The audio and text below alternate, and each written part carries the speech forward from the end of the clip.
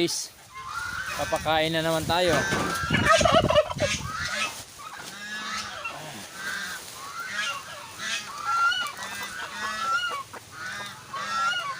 Nagutom sila guys, kaya maingay. Lumalakas silang kumain.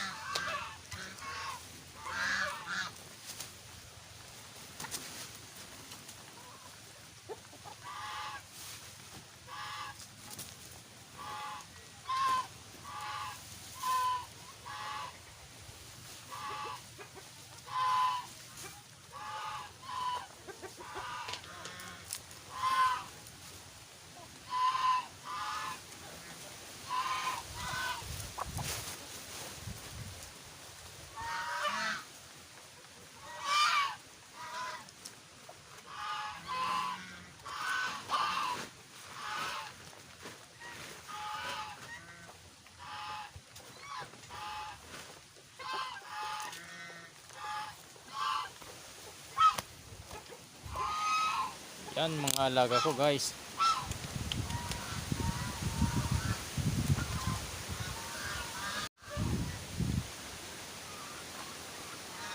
May langgam. May langgam dito sa bahay ng mga manok ko. Yan oh. Doon oh. Yan sa mga puno ng mangga. Sa ilalim kasi tayo ng mga mangga guys. Ayan. Yan ang aking mga alagang manok. Dyan sa kabila, gutom na gutom.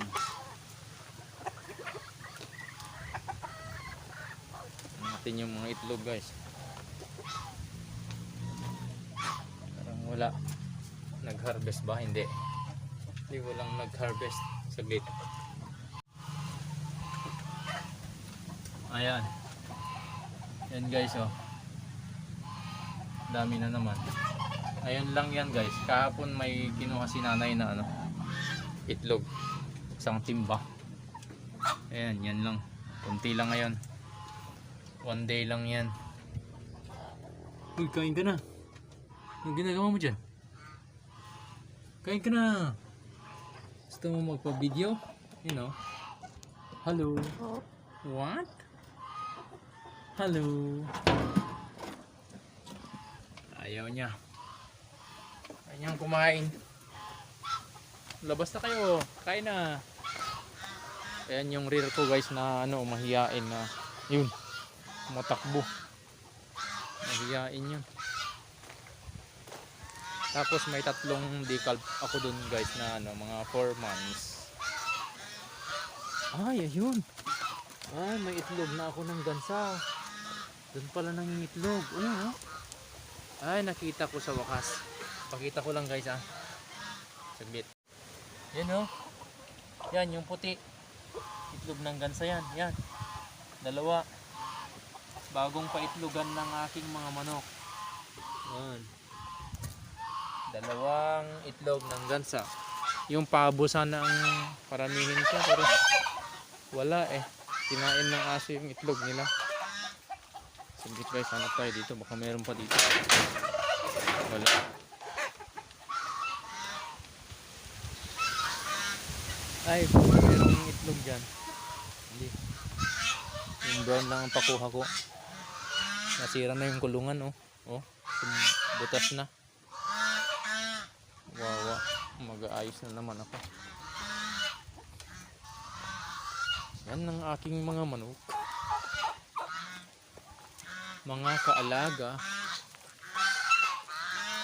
Yan yung puti. White decalb. Ito dati yung initlogan ng gansa ko guys oh. Pero ayaw na nila, mainit kasi. Yan sila. Maingay. Maiingay. Lalakas ng sigaw nyo.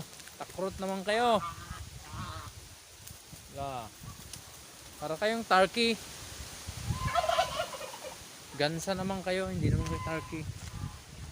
Yan yung turkey, matapang. Oh, yan oh. Nagpapalaki na naman ng katawan. Matapang yan. Inaaway niya si misis niyan, guys. Yung misis ko, pag nagpakain yung misis ko, inaano niya, tinutukan niya. Saway din ito. Pero gusto ko siyang padamihin. Wala naman. Yung nasa incubator lang, yung isang itlog nila. Yan ang itlog. Yan. Yan, yung rear ko na ano, mahiyain. Yun. Ayun yung lumapit At saka yan, rear pa yan. Rooster. Tatlo. Yan. Tatlo, tapos isang white. Yan, rear yan. Tapos isang white.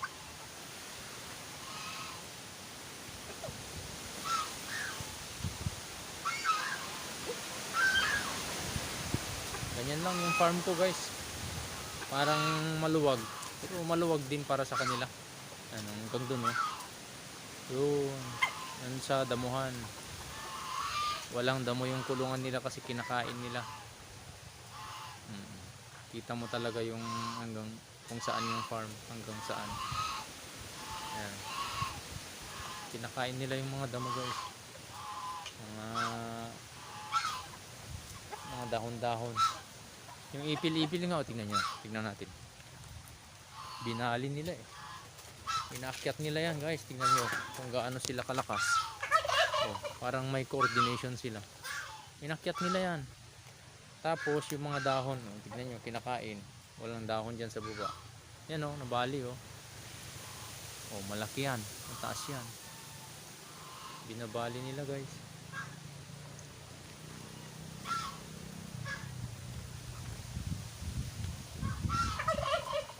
Sampo siguro ang umakyat doon, tas nabali na. Puntan natin yung mga sisiw ko, guys.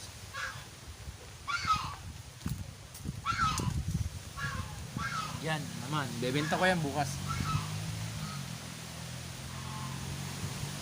doon sa pinagbibilhan ko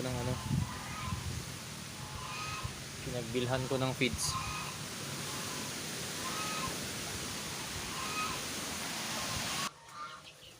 Ayan yung aking mga sisiw. Tinatakpan ko to kasi parang dyan dumadaan yung aso Kinain na naman yung dalawa. Yan. Dati yan, guys, 14. Pero may dalawang namatay. Yung mga sisiw nandyan lang sa ilalim, sa floor. Pero ang alam ko, pinasok ito ng aso dito. Dapat palitan ko yung kulungan ko. 1 week na yan, guys. 1 week, 2 days. Bali 9 days na sila. Magaganda 2, 4, 6, 8, 10, 12. 12 nga. 12 nga sila. Tatakpan ko lang dito sa taas, guys, para matakot konti yung papasok na daga o aso. Kasi may butas kasi yan. Sayang